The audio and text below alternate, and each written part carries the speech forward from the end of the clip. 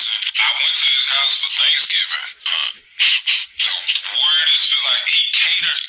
So no, you know, like, bro, I come from a traditional country ass black family. Doing that. If I got as much money as Russell Wilson, my whole family would talk about me so bad if I had fly everybody out there for Thanksgiving. And I'm sponsored by an airline. Maybe he's not close to his family. Maybe he not. But his mama wasn't there. Sisters wasn't there. You know what I'm saying? Like, even though, like, still works me. I'm still, even if you don't fool with your family, like, it still works me on Thanksgiving. My family gonna do the food. This is what we gonna do. If you the one with the money, we coming to your house. You know what I'm saying? Like, let me that part. That's what we gonna do. So to get over there and catch Russell Wilson, like, him is literally him, Sierra Daddy, me, Noonie, Baby Future, the chef, and two nannies, and three dogs. And Baby Future at that time was bad as hell.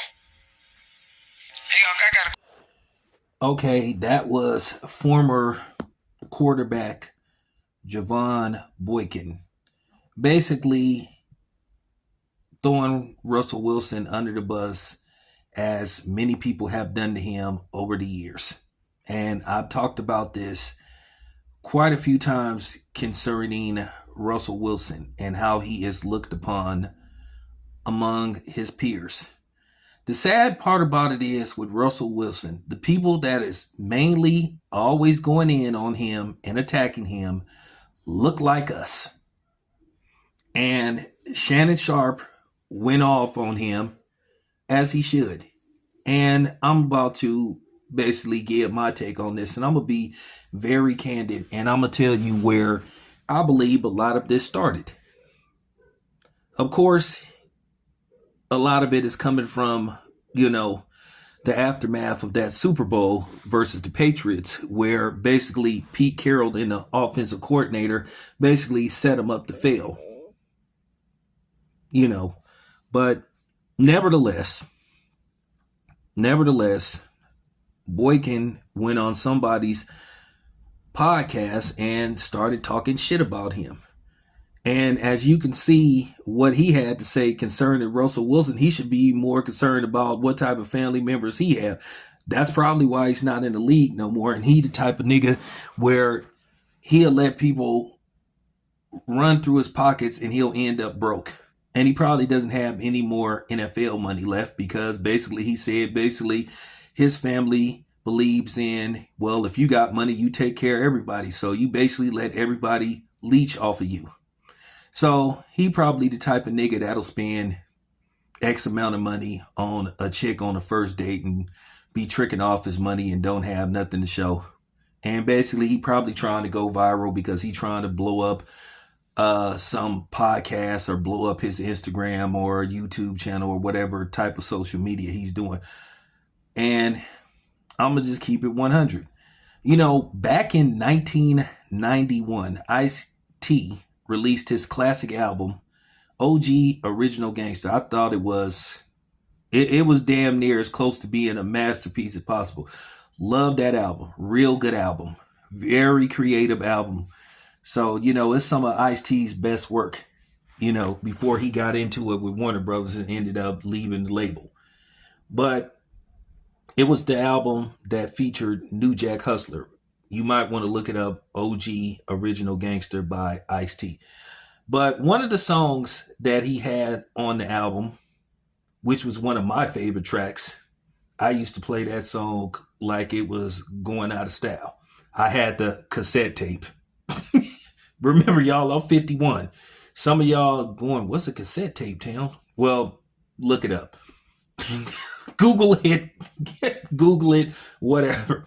But nevertheless, he had a track on there called Bitches 2. And basically, he was talking about, dudes showing, bitch-like tendencies. I think the song was ahead of his time. Some of y'all content creators, y'all need to go find that song and you could post pictures of dudes who you think act like, bitches. The song was ahead of its time. Boy, is it relevant to what's going on today with some of these dudes out here.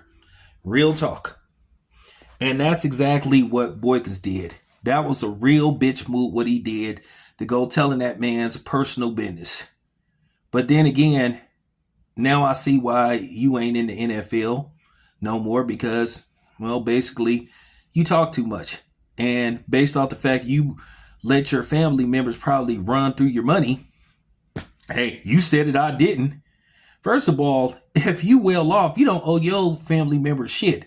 You ain't obligated to do nothing for them. You ain't obligated to take care of them. That's your money. So what they talk about you? So what? So he already showing that he a mark himself. He a real hoe for that. And so what? Russell Wilson's family members wasn't there. Maybe they couldn't make it. Maybe something was going on. But to sit up there and have people now questioning what's going on in Russell Wilson's personal life with his family, that was just fucked up. But this is just, once again, this is just the aftermath of that Super Bowl.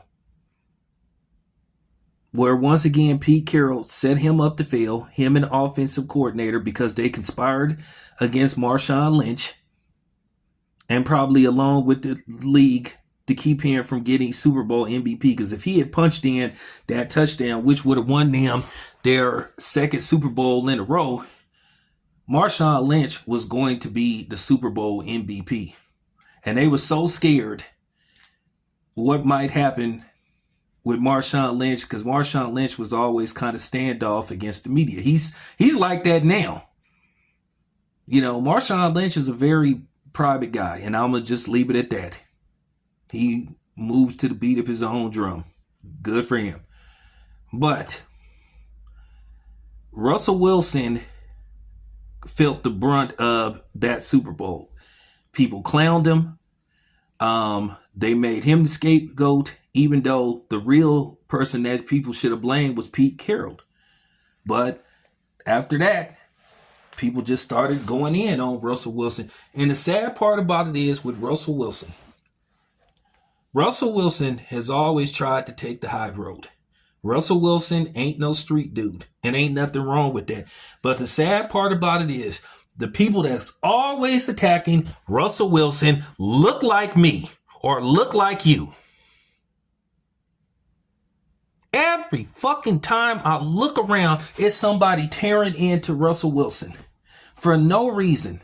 People just love to pick with that dude because he's a quiet brother and he just mind his own business and he stick to his own. Russell Wilson don't say nothing about nobody.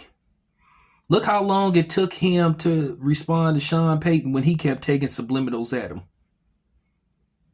So this is real talk. Somebody has to say this, but I'm going to be honest with you. The person that I additionally blame for this stuff is his wife, Sierra. Because Sierra has constantly disrespected him.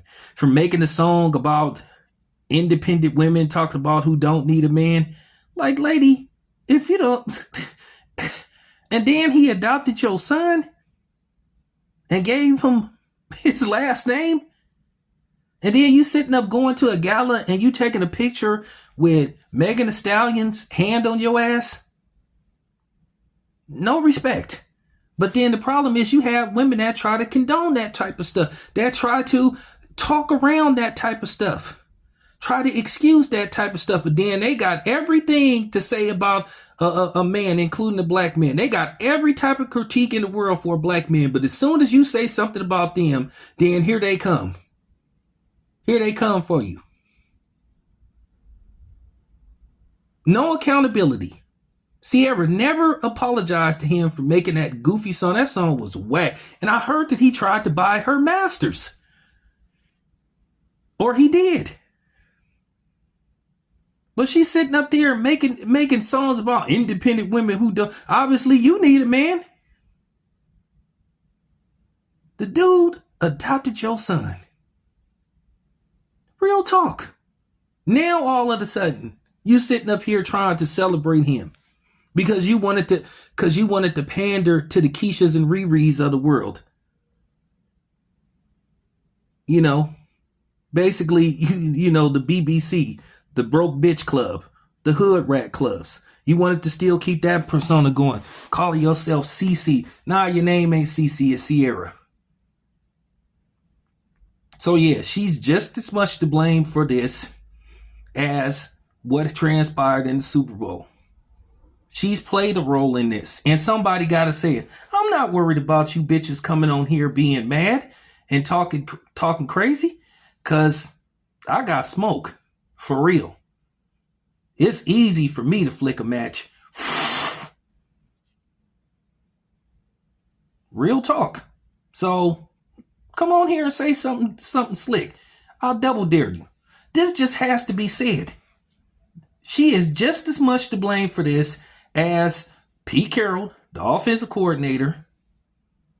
Like I said, Russell Wilson is going to be forever remembered by that Super Bowl where he threw that interception. And that's the sad part, because like I said, if you look at his numbers, he has Hall of Fame numbers. He has his, for real, great touchdown interception ratio. He's thrown for over 40,000 yards, but this is all he's going to be remembered by. And then due to the fact that nobody respects this man, that's the sad part about it. But somebody needs to say this. People just don't respect Russell Wilson, and that's unfortunate for a lot of different reasons. Some people think he is simp. You know, that's it. That's just the bottom line. And that's unfortunate. So I just wanted to say that, you know, Boykin, bitch ass nigga. Nothing more, nothing less. And that's the absolute truth. To sit up there and go on a podcast talking about what's going, for real. Weak. Anyway, appreciate you guys. It's your boy Town Biz. I'm out.